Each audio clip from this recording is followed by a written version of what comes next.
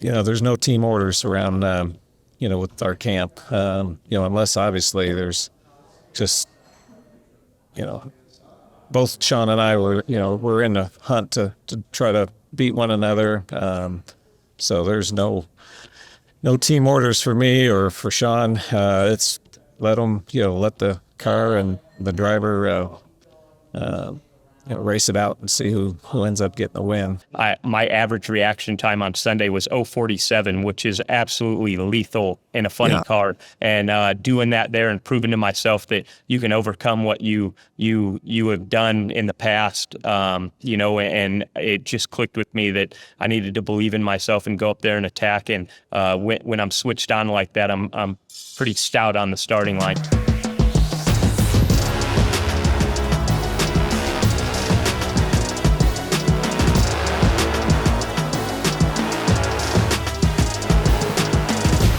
Welcome to the RACER Debrief. I'm Lawrence Foster, and I'm thrilled to say that today I don't just have one NHRA champion, I've got two.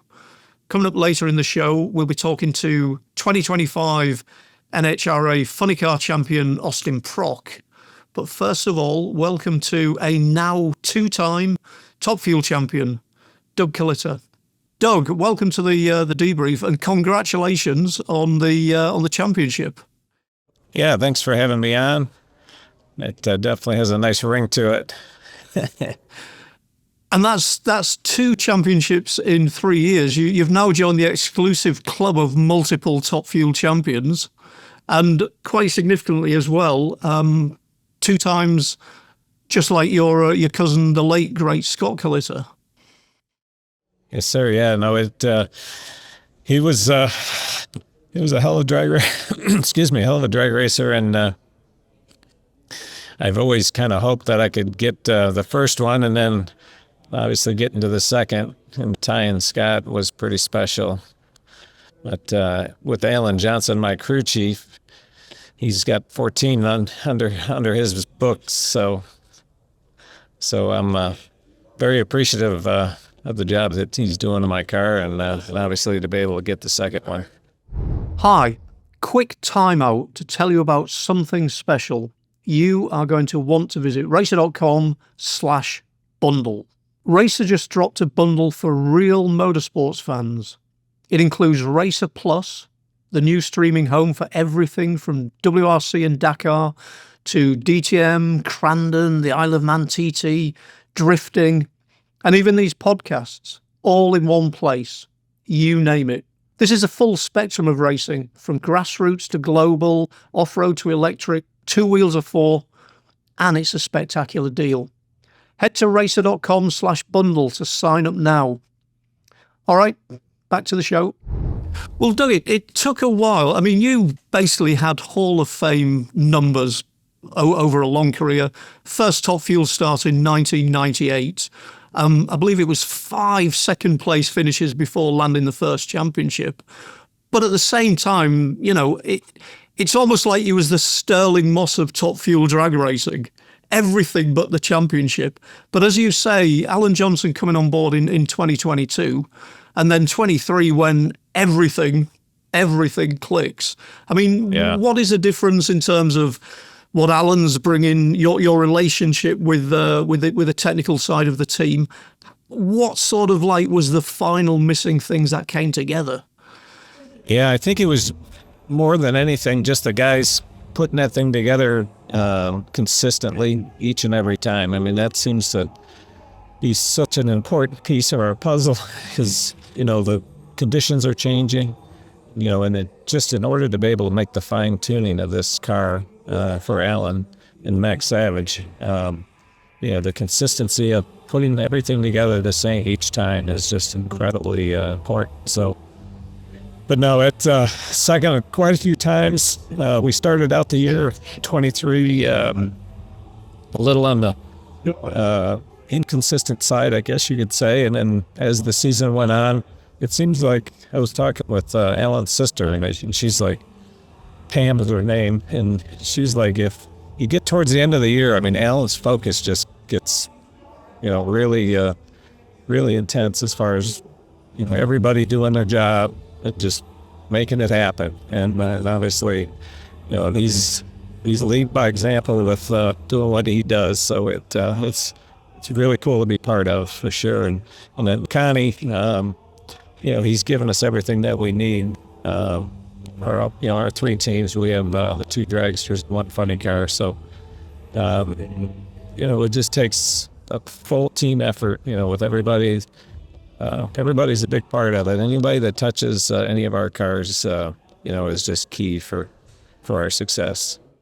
This is RACER, your all-access pass to the best in motorsports, performance, and car culture. Get RACER Plus for live races, extended highlights, breaking news, and fan-favorite build and enthusiast shows, all in one place. From Formula Drift to off-road mayhem. A full-blown nail-biter. Supercars to grassroots brawls. Garages to rare collectors. Stream it all, anytime, anywhere.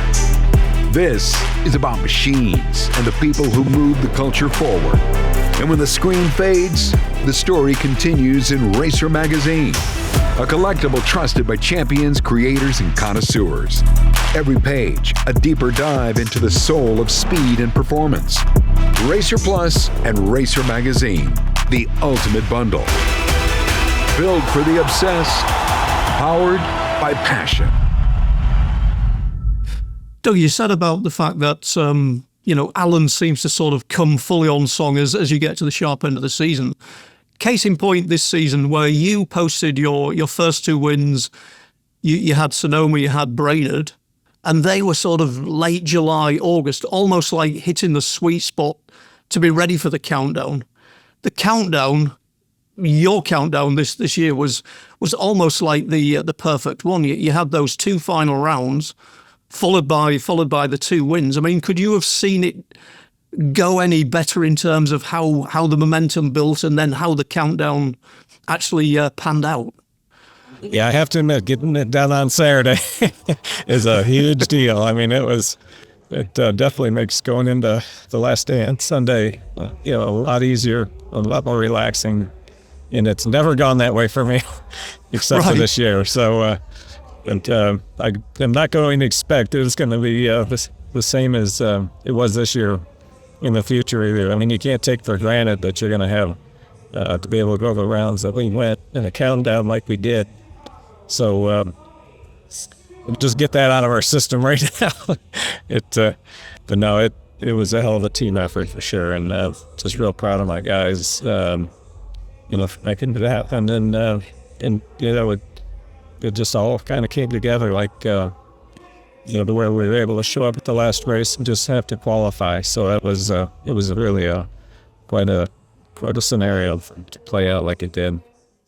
I mean, Doug, it wasn't maybe the perfect countdown in terms of Reading having to basically change cars halfway through eliminations. I guess that says a lot about this team, that it was, you know, you ended up in the final round with a different car after an incident in the second round. The fact that everybody got together, the fact that you had a car that could still take you to a final, that's got to be the team in a nutshell.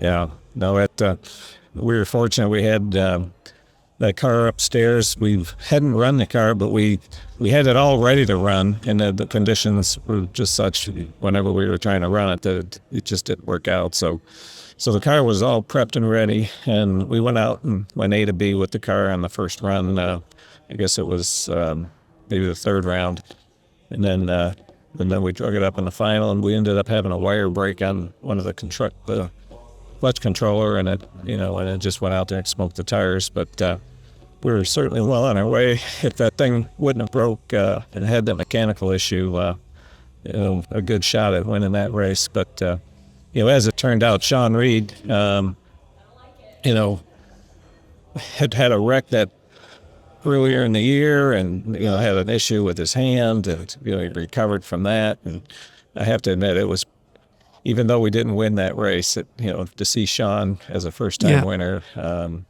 after everything he had gone through, that was, if you were going to lose somebody, that was the guy. But no, the guys did a hell of a job, though. I mean, the car was ready, and And that, I have to admit, was the first time that, you're at the finish line and you blow a front tire and it just was going left. And fortunately, I make a habit out of getting to shoot one of the parachutes out early, just as you're coming up on 1,000 feet. So I was in the slow down mode right at the finish line, got the second chute out, and unfortunately still got into Tony Stewart, but it could have been a lot worse for sure. But we both walked away from it, and fortunately my backup was ready. We drug it out, and we won the next round, so that was cool. So, Doug, as you said, this was probably your most stress-free end to the championship and clinching. If we go back to that near miss in 2006 and the incredible Hail Mary from Tony Schumacher, or we go to the fact that it went to the final round in 2023, this one, plain sailing. But I guess we had the little added twist that it maybe went on a little further than you might have won, with the fact that your teammate Sean Langdon took the win in Vegas, beat you in the final. That was a little bit of a twist. Yeah.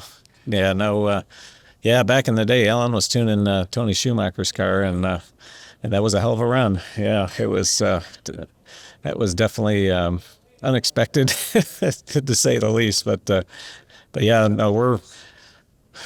There's no team orders around, with our camp, unless obviously there's just, both Sean and I we're in the hunt to try to beat one another. So there's no team orders for me or for Sean. It's let the car and the driver, race it out and see who ends up getting the win. So, Connie for years has always managed the car that Sean is driving, and so that was, and he Connie's still his trailer's over there next to Sean's pit area, and it's sort of like his car really that he wants to see win. Obviously, he loves seeing if Sean's not going to win or whatnot. He owns all three teams, but he's got a lot of history tuning that car for years, and he's here with us this weekend. Part of the second championship that we've accomplished here, and but for easy championships, I don't think it's possible to say that. Justin Ashley, mathematically, even up through. I guess in Vegas there. I mean, obviously if mathematically, if he'd have gone to the final, that it definitely would have been a whole different deal going into Pomona. So, and that car of his is really running good. So I was definitely keeping my eye out for him, and then Sean Langdon too. But fortunately in Vegas, Sean beat him, and then Brittany ended up beating Sean, so it gave me a little bit of a breather. But if Sean would have won that final there, it would have been game on for him too. So, but yeah, these championships, they're just tough. I mean, it's just one of those deals that never take for granted, and just very thankful that I got my crew, and obviously with Connie's support with. And Mac Tools and Toyota, they're a big part of the reason that we're still out here doing what we're doing. So a lot of great partners. Doug, does your mindset change when it comes to the countdown? You've got 6 events. Suddenly the pressure is on, the stakes are raised. Will you, working with Alan and working with the crew, will you sort of push things a little bit further, or what is the mindset and what is the overall strategy for a countdown as opposed to the regular season? For me, it's just getting past first round, because there's nothing worse than going any one of those races and getting beat in the first round. It's going to cause a major points problem for that day or that weekend. So then you can kind of settle in a little bit better. But obviously qualifying well is gives you better odds for first round and whoever you're running. But even with that, I mean, you could go out there and, for whatever reason, smoke the tires or just something crazy happen and get beat. So, yeah, once you get past first round, a lot of the pressure's off. Just because your confidence is a little higher. You've got one lap down the track. The balance. Got hopefully a little better handle on. Just forward progress to start the day. And but yeah, it's all about going rounds. I mean, even just getting to the final, for all those races would be huge. And fortunately, we were able to win a couple there. So yeah. It's not easy, I can tell you that. Well, after being second not. for as long as I've been out here doing what we're doing, I've definitely very grateful, should say, for this opportunity and just being able to go rounds and we were saying, being able to get it done on a Saturday is a first for me. So I'll definitely cherish those opportunities every time.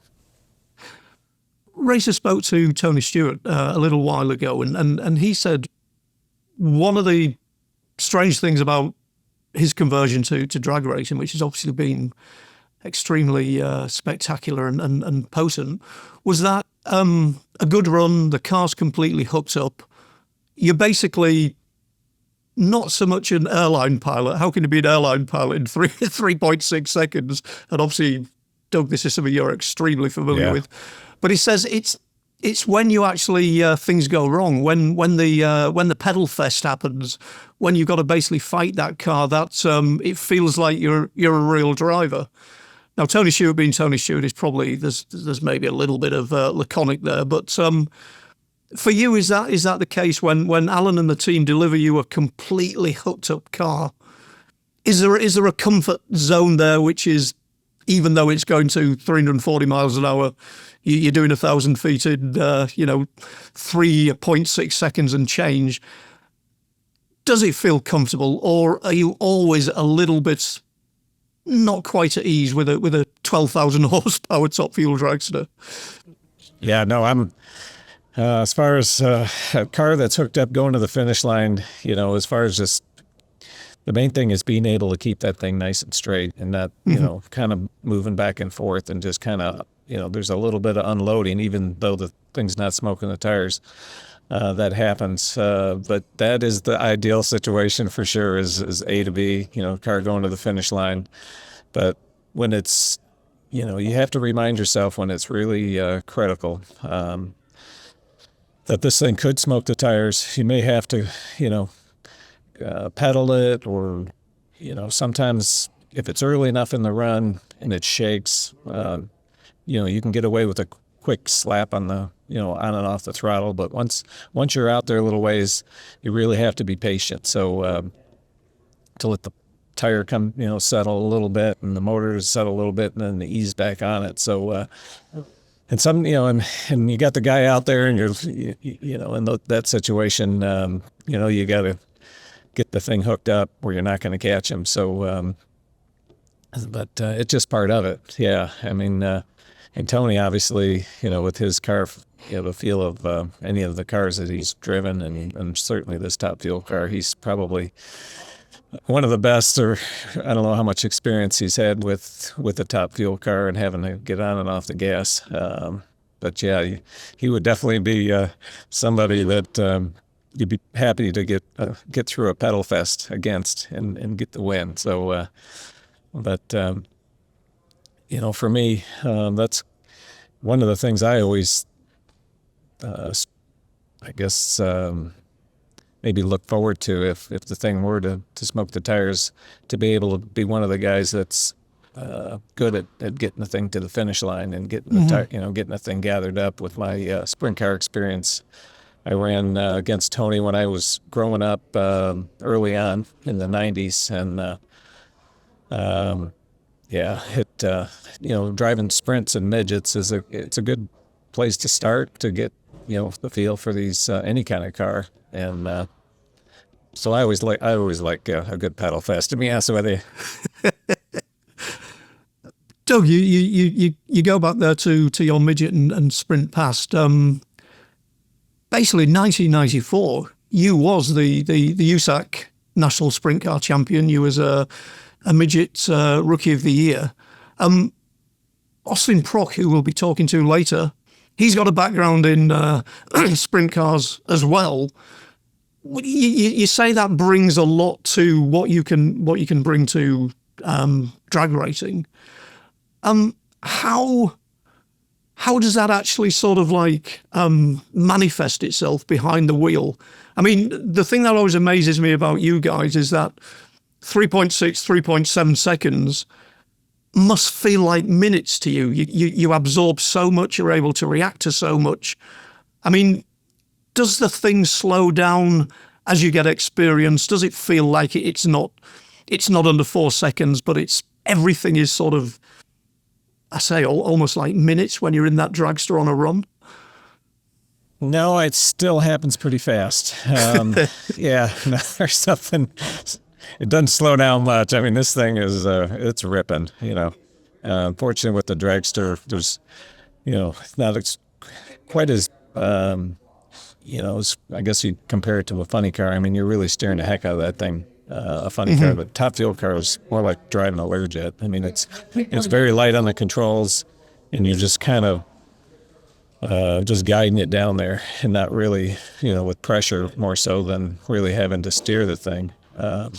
You're steering it with pressure, but you're on a good run, and that's one of the things Ellen actually commented this year on, after driving for him for 3 years, is that I could keep that thing nice and straight going down through there. So, and that really helps, with not unloading either one of the wheels. But Austin, there was a race that we had a pedal fest, and he ended up getting the best of me on that one.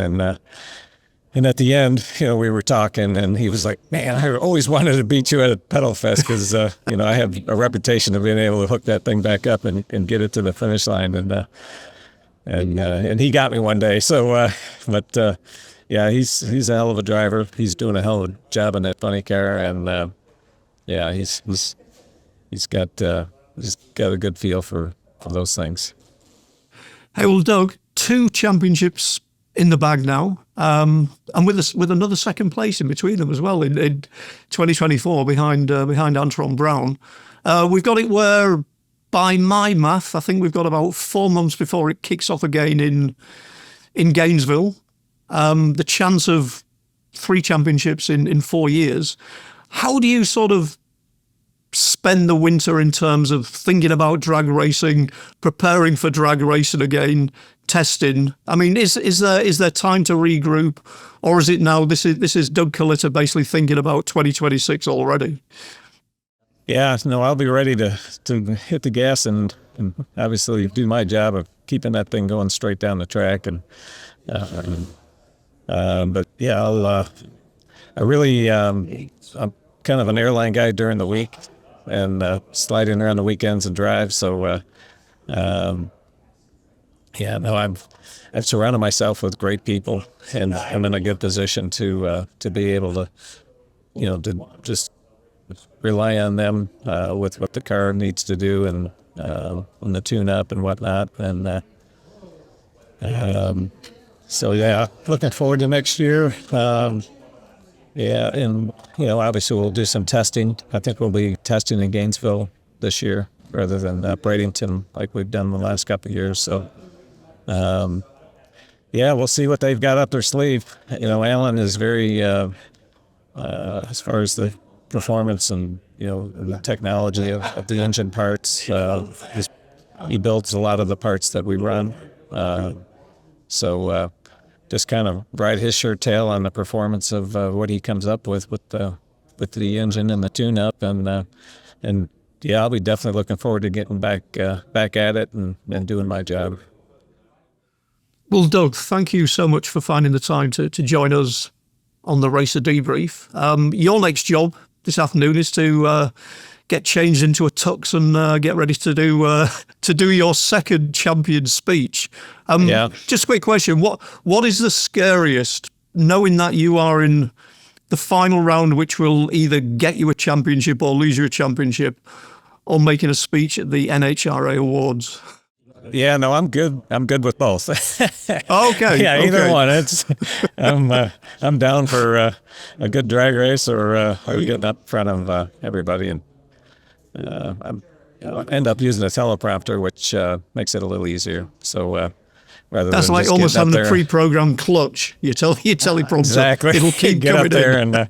and just have some fun with it. But Connie will be, at the banquet tonight. It's always. He's our legend, with our effort. Obviously, he's done this his whole life, and have some fun with him is always good. Hey, well, congratulations again, Doug. Thanks for joining us, and enjoy the evening. Well, thanks for having me on, and have a good rest of your weekend there. And continuing our Nitro-themed RACER Debrief, very excited to welcome two-time consecutive NHRA funny car champion, Austin Prock. Austin, welcome to the debrief. Yeah, thank you for having me, Lawrence. Now, we've got it where we spoke to Doug Kalitta. Doug had to wait quite a while for his first championship, but has basically got two in the last 3 years. Austin, you won your first as a funny car rookie in 2024. Went one step better in terms of number of wins this year. So is it a case of one of those situations where what you don't know, and there hasn't really been the pressure of going for a championship, maybe like a veteran like Doug?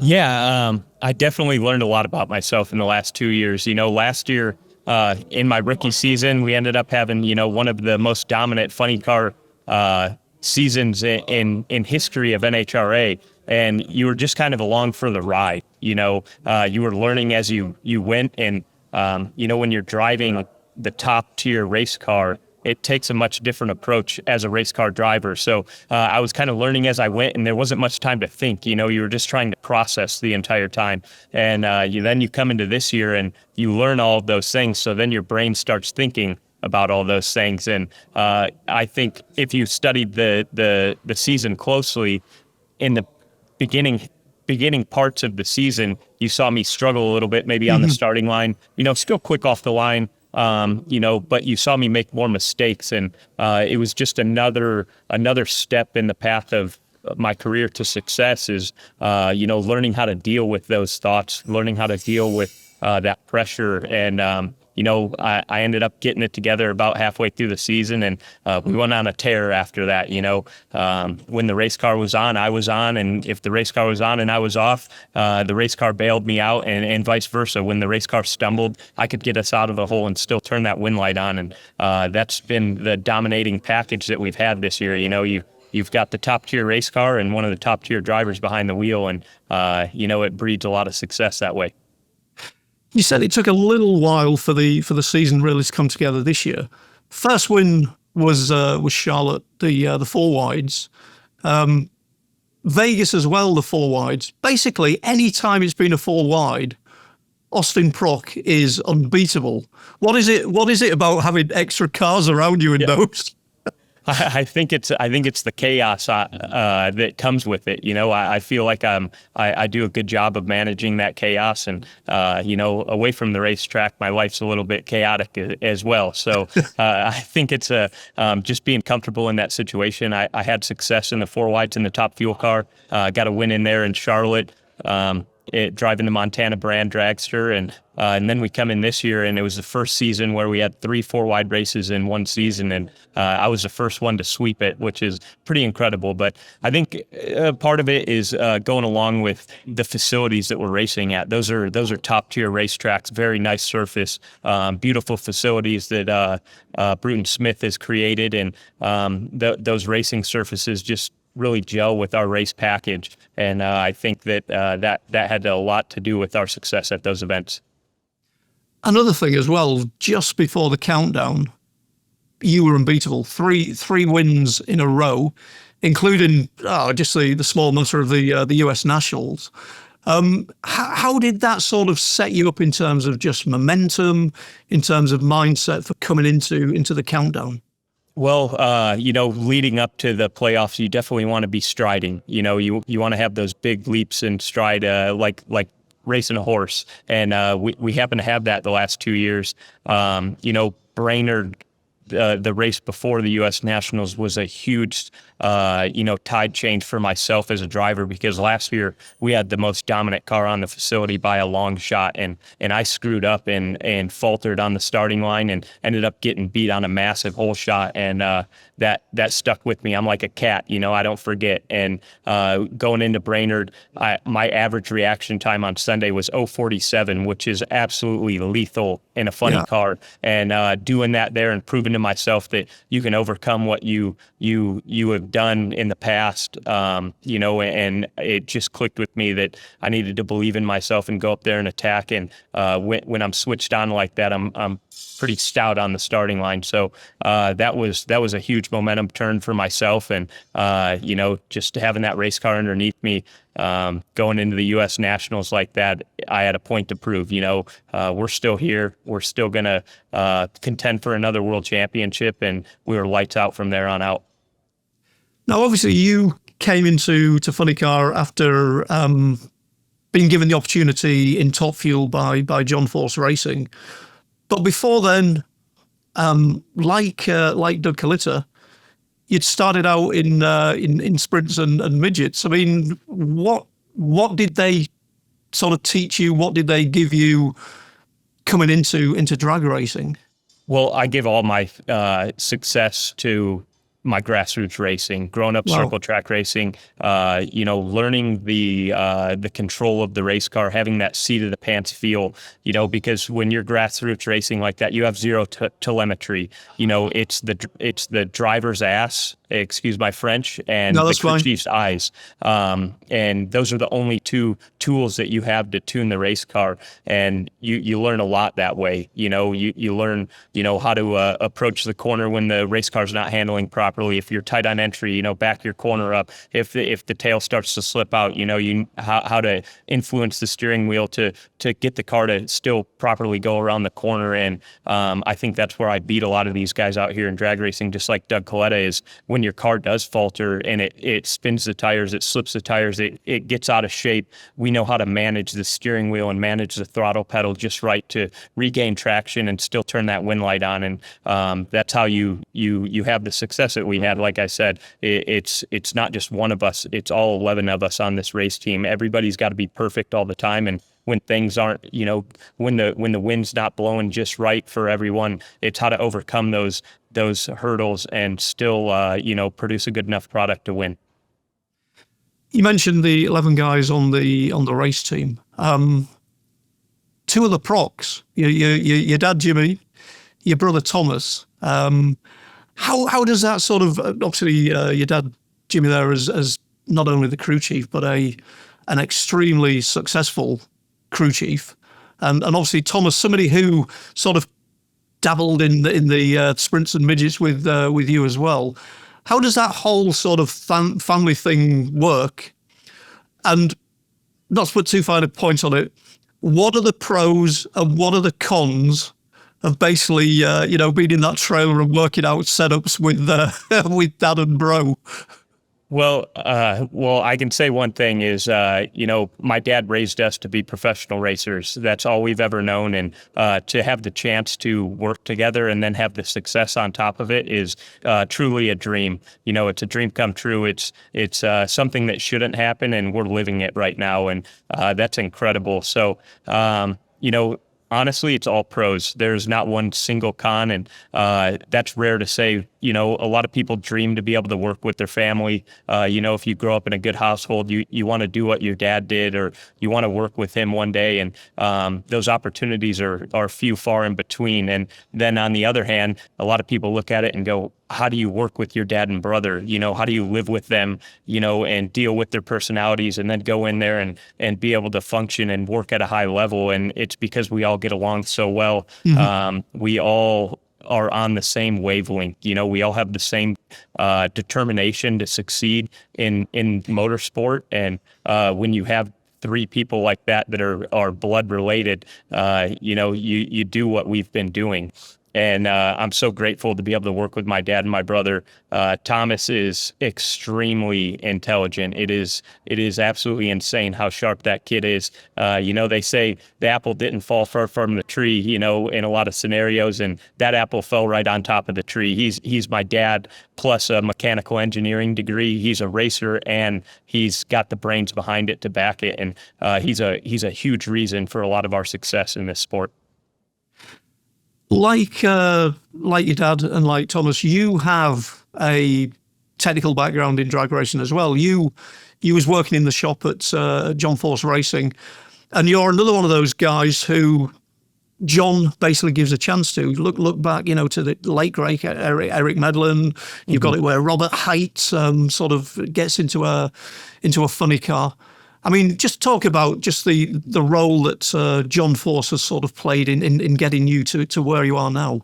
Yeah, well, I can say one thing. John Force is great at, seeing something in someone and giving them an opportunity to succeed. And he saw that in me at a young age. He saw how ate up I was with motorsports when as soon as I could think, all I wanted to do was drive a nitro funny car or any professional race car. It didn't matter. And he gave me that opportunity and threw me to the wolves a little bit, but I think that he knew I could always dig myself out, and to bring him home 2 world championships back to back is, I guess it's a great thank you, for giving me an opportunity and bringing those trophies back to John Force Racing. But I wouldn't be here without John Force. I've had so many influential people in my life, from Tony Stewart, Don Perdome, these legends that saw something in me and gave me an opportunity to succeed. And I've grabbed it by the horns and I'm trying to run with it, and make them proud because I owe that to them. But, he's a huge part of NHRA drag racing, and to give a young kid an opportunity to live out his dream is, nothing I could ever repay him for. But I sure am glad that I can bring him home world championships to, try and repay him as much as I can. No, it was a bittersweet weekend at Pomona. Obviously, John announcing that he will not be driving any longer, and we didn't get the chance for your former Top Fuel teammate, Brittany, to basically go out with a bang. I mean, is it strange to think that next season there won't be a force in the nitro ranks, and does that sort of give you extra impetus to really sort of hold up the John Force Racing name? Yeah, it's a shame that we didn't get to run here in Pomona for Brittany's last event. We're definitely going to miss her out here, and the sport's going to miss her. She is such an influence on all of the race fans, especially the young girls out there that look up to her and say, wow, I can do whatever I want in my life if I push and I believe in myself. So it's going to be different. I'm going to miss, sitting down at appearances and having her by my side and, signing autographs, taking care of the race fans, going out to dinner with her on race weekends. It's definitely going to be different, but she's, definitely done a lot for this sport. So many records, so many wins, championships. We're both 2-time champions now. That's cool for me to say, to be along her side in that manner. But at least she went out with a bang in Las Vegas. She won the last race of the season. It's kind of cool how that all worked out. It's a shame that we didn't get to run here in Pomona, but to say her last Top Fuel race, driving that race car, she turned on the win light for the last time. You really can't, you can't write that any better. Now, you two were obviously Top Fuel teammates.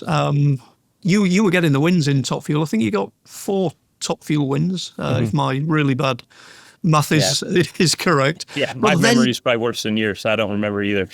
I'm going to go with 4 then. I'm going to go with 4. Sounds great. So, but then you basically, you get the call, and Robert won't be, unfortunately, in the funny car for 2024. Austin, you're a funny car driver. What was the transition like from a Top Fuel car, a rail into the funny car? Well, that was a very odd off season. Leaving Pomona at the end of the year. My my racing career looked very uncertain. I didn't know if I was going to have a ride, and it was looking like it wasn't going to happen, and I was going to have to go back to wrenching on the race cars. And obviously, I wasn't very happy about that. And about halfway, 3/4 of the way through the off season, they finally tell me that, hey, Robert's out and you're in. And I mean, what a whirlwind of emotions. Robert obviously helped me throughout my racing career. He was the reason that I got to replace him in that funny car. He vouched for me and said, this kid can do a good job for us, John. And, seeing him walk away from what he loves was very sad, but I was also very excited for the opportunity. Not only was I going to drive a nitro funny car, which I always wanted to do. My grandfather drove them back in the 70s, and I wanted to be like my grandpa. And it was one thing to be able to sit behind the engine for once and sit in the seat of one of those nitro funny cars, but it was another thing to have the opportunity to race with my dad and my brother, and very grateful for the opportunity, and I'm glad that we've been able to produce success with that package as well. So the funny car, different wheelbase, obviously, to a top fuel car, as you say, the engine in front of you, the explosions in front of you instead of behind you. Yeah, it's badass. They are badass. But how different are they in terms of just the driving style, in terms of the amount of input? Even on the best run, these seem to be a lot busier than a top fuel car. Yeah, absolutely. I mean, you're harnessing the same amount of horsepower, 13,000 horsepower to the rear wheels, and in a dragster you have 300 inches of wheelbase, and in a funny car you have 125 inches of wheelbase. You're missing more wheelbase than you have. From category to category. So they are rowdy machines. The front end's off the ground a lot. The bumps in the racetrack are you can feel them a lot more. And then on top of it, it's one of the only race cars in the world where you sit on top of the rear end. So you're at the back of the pendulum, essentially. So when these cars make moves, you think that you're much more out of shape than you actually are, because any other race car, you sit, in the middle of it, essentially. So that was definitely a little bit of a learning curve, getting comfortable sitting that far back in the race car. But anything that you want a funny car to do, it will not do. You're constantly trying to fight this monster. We call them beasts, because as much as you want to harness it, you can't. It's always driving you, and you're just along for the ride, hanging on. I mean, there's runs. The race car, you'll look from the outboard camera, that Fox is shooting for us, and the race car looks like it's going in a perfectly straight line, but I'm in there, knuckle to knuckle, as much wheel input as I can possibly have in the race car to keep it straight. They just don't like to listen, and when you're a little bit crazy, that's what you love. This must be the short track kicking in as well. A 13,000 horsepower funny car that basically wants to turn around. Bringing in the muscle memory from the short track stuff. Yeah, for sure. I always say that, I grew up racing open wheel cars, and I got to drive non-wing sprint cars there for a while, and that's an angry beast as well. You have about 1,000 horsepower, and then the race car with you in it weighs about 1,400 pounds. So you can imagine that power to weight ratio. The front end's off the ground a lot. You're whipping it into the corner sideways with the front end in the air, driving it with the rear tires. And the best way I can describe it is, if you've ever got to drive one of those cars, it's a non-wing sprint car on steroids. They act a lot the same, and like I said, they don't like to listen. So I love driving the funny car. It's so much fun. You just can't recreate it in any other form of motorsport. Now, as you said, Austin, your second season in funny car, you're getting a bit more on top of the car, a bit more on top of situations, experiences basically kicking in, you situations that you've seen before. Last year, you were basically getting those number one qualifying spots for fun. I think, was it 14 or 15 number one qualifying spots? All-time record, yep. Yeah, incredible. And the 8 wins. This year, you've increased the wins. Was there a mindset change where, okay, I do want to qualify the best that I can, but let's think more about Sundays here? Yeah, I think that every time we go up to the starting line, we always want to produce the best ET possible for the conditions. And this year, our race car just wasn't as friendly as it was last year. You know, we got more race wins. Just the consistency over and over again in certain conditions wasn't ideal for us. And it made us scratch our heads for sure. We're still scratching our heads about it because you'll go up there and try and repeat a run. You know, you set all the timers and you set the race car up exactly the same as we did last year, and everything will be right in line. The drive shaft will be in line on the computer. The engine RPM will be in line, and it just doesn't go down the racetrack. And, our tuning window for whatever reason was just a little bit more narrow this year, and that's why we didn't produce the number one qualifiers that we did in the previous season. So, we're still going hard at work. You know, we're world champs, but this race car is not perfect by any means. And that's what separates our team from the rest, I believe, is, even when we're winning, we always find a way to make it better, make it more consistent, make it safer. And, that's why I love racing with this team, because I've built my racing career off those same thoughts. Now, you mentioned that there's a lot of telemetry. There's a lot of data that you can look at, even between rounds or on a funny car. But between you, Dad Jimmy, Brother Thomas, is there still room for somebody saying, I want to roll the dice, I want to push this thing? Is there still that sort of the ability to sort of gamble when it comes to putting in the perfect run? Yeah, absolutely. And I think that, as you've seen over the years, my dad, the success that he's had in the sport, he's definitely had to gamble a few times to produce those quick ETs, to produce those speeds. And, it's a blessing and maybe a curse that my brother's even a little bit more ballsy than my dad sometimes. And, sometimes it pays off and sometimes it doesn't. But I think that your failures when you're racing in motorsport, those teach you the most out of anything. Because when you stumble and you falter, it's those things instill in your memory, and they really tick you off if you're competitive and passionate about what you do. And when you gamble a little bit and you learn the edge, or if you screw up, like for me, screwing up on the starting line, I think all my competitors know when I make a mistake on the starting line, watch out next weekend, because I'm going to be lights out. I got a point to prove, not only to myself, but to, my team, that I can still do this and I can still do a great job. So, you always got to gamble a little bit, because that's how you learn. And, like I said, those mistakes make you better. 2 championships repeating, 9 wins, 3 runner-up finishes this year. You had the 8 wins last year, 4 runner-up finishes.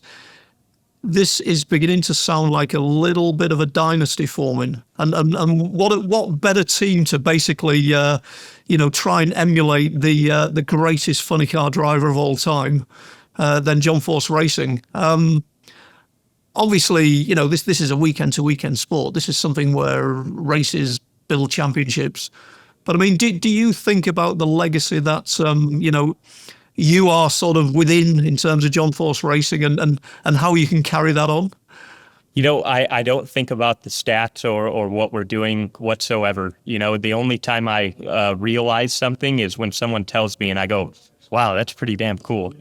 Like look what we've accomplished. But we're so focused on our specific job that we don't really have time, at least me personally, to get caught up in all the numbers and what we're doing. But I always say it's crazy that we're rewriting history right now, and to be a part of it is absolutely incredible. What a dream come true. But we're focused on our specific job and just keep trying to reproduce the product of Winlights. And, one day when I'm 85 and retired, I'll look back and go, damn, we were badass. Oh, that is great. And speaking of badass, asked Doug Kalitta, and he said he's actually quite looking forward to making his speech at the awards this evening. Asked him what was the scariest, basically a completely clutch run required to land a championship, or making a speech at the NHRA banquet. What's it with you? Are you looking forward to saying the thank yous this evening?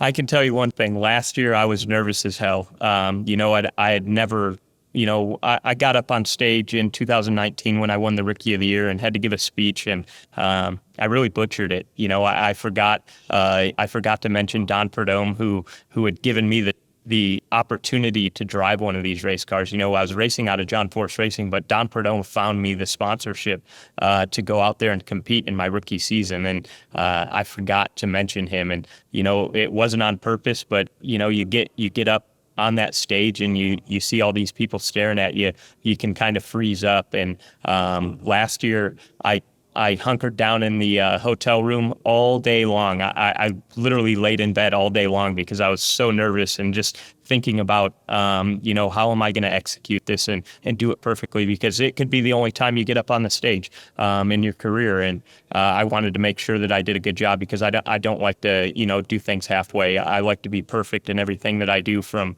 loading the groceries in the car all the way to, driving this race car. So I wanted to make sure I did a good job, and I think I did a great job last year. A lot of people complimented my speech, and this year I'm just kind of rolling in there, and I'm not going to write anything down. I'm going to speak from the heart and maybe have a few bullet points of the people that I need to, make sure that I mention so I don't forget anyone, and go up there and just have a good time. And like I said, speak from the heart, because those are the things people want to hear. When you're just reading, sentences that you've written down, you can tell that it's not as meaningful. So I'm going to go up there, speak from the heart, and I hope everyone enjoys it, because it was one hell of a season, and it's something to really celebrate. It will go great this evening. And then after that, I think you've got just under 4 months before things kick off again. Gainesville, first weekend next March. What's your off-season looking like? I mean, when do you get back behind the wheel of your funny car? And when are you not thinking about drag racing? Well, the work never stops. Tomorrow morning, I'm going to have to be up at 8 a.m. to head down to Los Angeles for a whole day worth of media. We've got some really exciting things on the schedule that I can't wait to share with all of my fans and all of the publicists across the nation. So it's going to be an entertaining day tomorrow. I'm really looking forward to it, but our work never stops. As you said earlier, I'm very hands-on with the mechanical side of racing. So I'll be in the race shop. We have a lot of work to do this season, because when you quit working and you get complacent, that's how you get beat. Even though we had the most wins this season, probably the most number one qualifiers, and probably the most round wins out of anyone, we still have a lot of work to do to keep that advantage, and that's something that we don't want to lose. So we'll be hard at it all off season. I hope I have at least a few days to go off to vacation and relax. I've got some exciting things in my future personally. So it's I'm already looking forward to 2026, because I love being in the race shop, and I love being hands-on with the race team and working with the guys, but my true passion is behind that wheel. So I'll be counting down the days to get down to Gainesville, Florida, and standing on the gas of this Chevrolet. Hey, well, Austin, thank you so much for finding the time to fit us into what is a crazy few days. Congratulations again for a stellar season. As you say, some big numbers there, some big numbers now 2 years in a row. And thank you so much for just giving us some insight into just the crazy world of racing nitro funny cars. Enjoy the rest of your day, and congratulations again. Yeah, thank you, Lawrence. Thanks for having me on. That was a great chat.